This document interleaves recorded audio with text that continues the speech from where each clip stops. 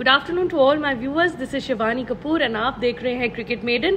So in this edition of this video, we are going to talk about the Pakistan cricket team and the news that is revolving around it after the loss versus India.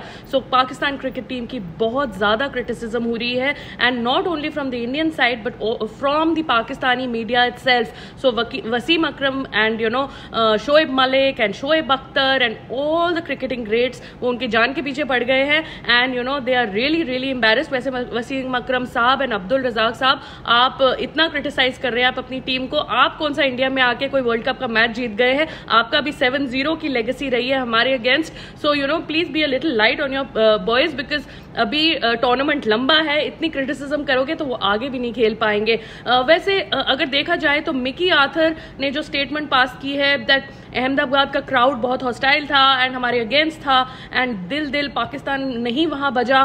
So our boys felt at a disadvantage. So भाई मेरा ये कहना है कि अगर आपको दिल पाकिस्तानी सुनना था then you should have probably played it in the dressing room. वहां आपको कोई मनाही नहीं है. आप एक म्यूजिक सिस्टम लाते, एक स्पीकर लाते एंड वहाँ दिल पाकिस्तान बजा देते एंड आपके प्लेयर्स को जो मोटिवेशन अगर उससे ही चाहिए थी तो उससे ही मोटिवेशन मिल जाती. Plus using this Dil Pakistan and crowd as an excuse in a press conference where your team has collapsed so badly and lost so badly against the Indians इतने बड़े मैच में. तो आई डोंट थिंक ये Dil Pakistan and crowd should have even been mentioned. So Mickey Arthur, I think you better go back to Derbyshire and coach their team because वहाँ भी Derbyshire की team को भी तो आप कहीं ऊपर कुछ करवा नहीं पाते हैं, उनको ऊपर स्टैंडिंग्स में ला नहीं पाते हैं. तो पाकिस्तान की टीम तो आपसे बिल्कुल भी हैंडल नहीं होगी बिकॉज पाकिस्तान में अलग तरह की क्रिकेट खेली जाती है, पॉलिटिक्स उनकी अलग होती है. सो rather than blaming the crowd and the DJ for this loss, you must reflect as to what you've done. So Pakistan का नेक्स्ट मैच ऑस्ट्रेलिया के अगेंस्ट है जो फ्राइडे को खेला जाएगा and that is in the Chinnaswamy stadium. So भाई ये तो इनके लिए बहुत ज़्यादा बड़ी प्रॉब्लम हो गई है क्योंकि चिन्नास्वामी स्टेडियम जो है वो it's a small ground and it actually वहाँ लंबे छक्के लगने वाले हैं. ऑस्ट्रेलियंस वहाँ बड़े छक्के मारने वाले हैं एंड यहाँ पाकिस्तान के साइड में तो all of you guys must be knowing that Pakistan ने एक भी 6 नहीं मारा.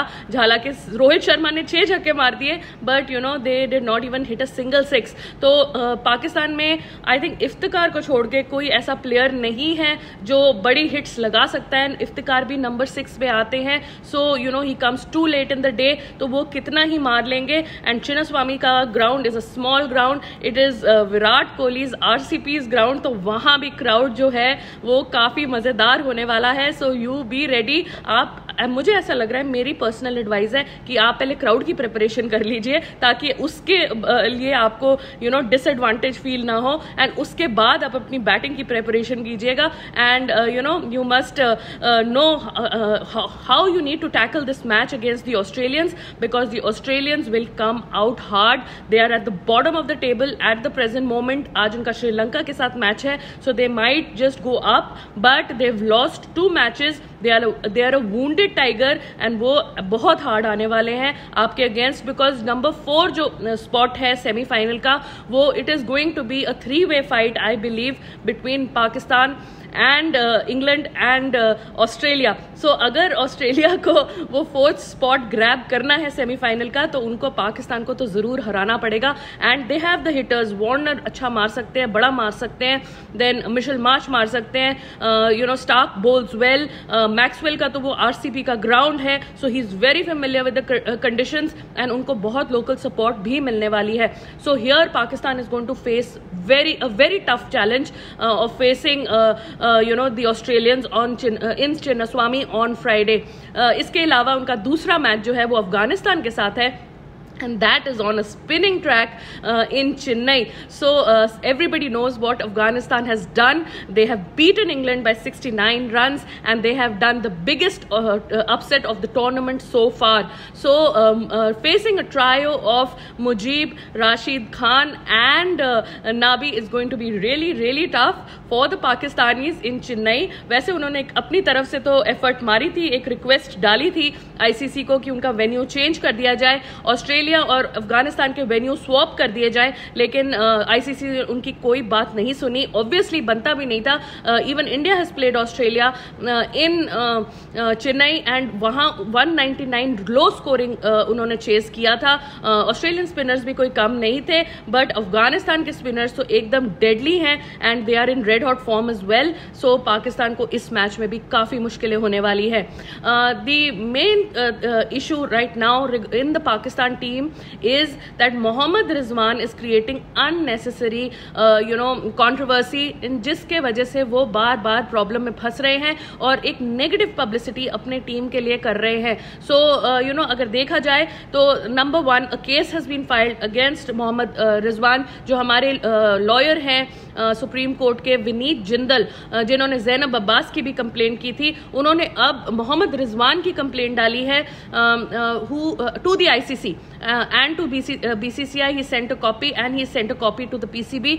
तो ये कंप्लेंट ये कह रही है दैट ही इज रीडिंग, जो उनकी प्रेयर होती है, नमाज, वो क्रिकेट फील्ड में, नेदरलैंड्स के मैच में वो क्रिकेट फील्ड में वो कर रहे थे।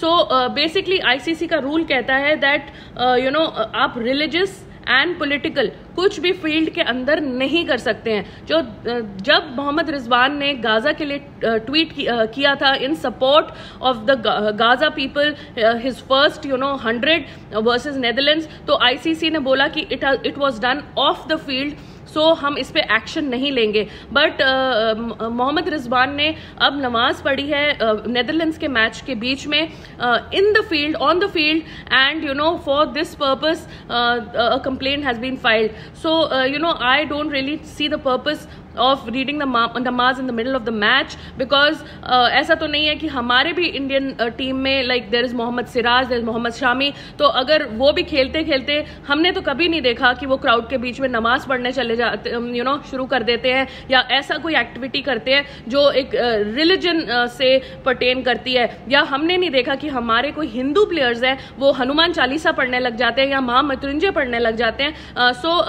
हम बिल्कुल भी ऐसा नहीं करते हैं। एंड सेकेंडली, जो जय श्री राम की इतनी बड़ी कंट्रोवर्सी चल रही है कि रिजवान को जय श्री राम बोल दिया एंड ऐसे क्राउड ने ऐसे कर दिया। So let me tell you that Indians जो हैं वो सिंस टाइम इमेमोरियल, मतलब शुरू टाइम से ही, जब से क्रिकेट खेली जा रही है, हम अल्लाह अकबर एंड बिस्मिल्लाह रहमान रहीम, हम ये दोनों चीजें सुन रहे हैं फ्रॉम द पाकिस्तानीज। और जो भी मुस्लिम्स होते हैं जो खेलते हैं, वो क्रिकेट फैंस जो हैं, they shout out the slogans of अल्लाह अकबर, एंड जो प्लेयर्स होते हैं वो हमेशा अपनी स्पीच या कुछ भी शुरू करते हैं बिस्मिल्लाह रहमान रहीम से।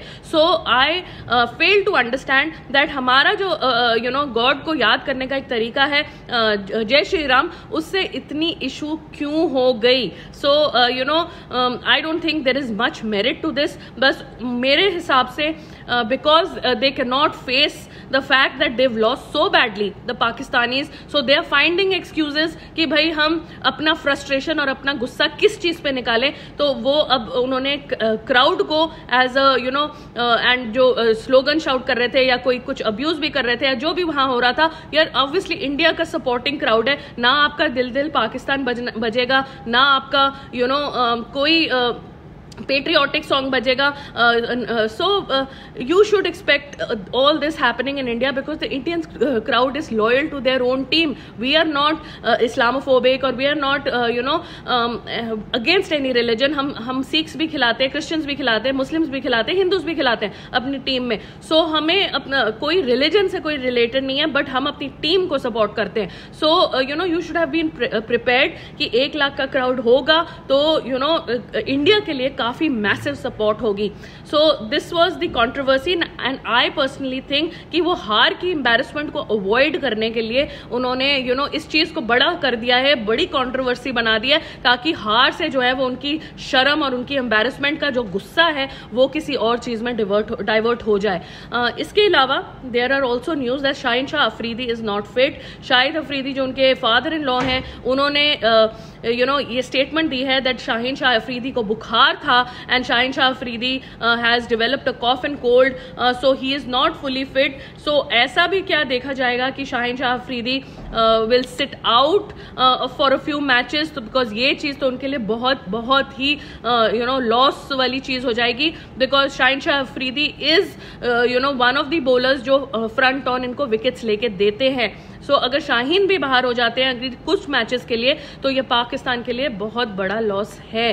सो that is it for today and this video in which we discuss that what the Pakistani team is doing in India एंड उनका क्या कंट्रोवर्सीज चल रही है, हम कैसे रिएक्ट कर रहे हैं. सो अगर मुझे लगता है वो अपने गेम पे फोकस करें, डीजे पे फोकस ना करें, क्राउड पे फोकस ना करें, रिलीजियस सेंटिमेंट्स में फोकस ना करें, so I think their game will improve in a better in the direction. But अगर इनका इन चीज़ों में ज़्यादा फोकस रहेगा then they will continue to face bigger defeats and more embarrassing defeats. So that is it for this video. If you like the content, if you like the channel, then please video को like करिएगा, channel को subscribe करिएगा and ज़रूर share भी करेगा. And if you have any opinion regarding all that I have recounted, तो आप नीचे कमेंट्स में ज़रूर बताइएगा. Thank you.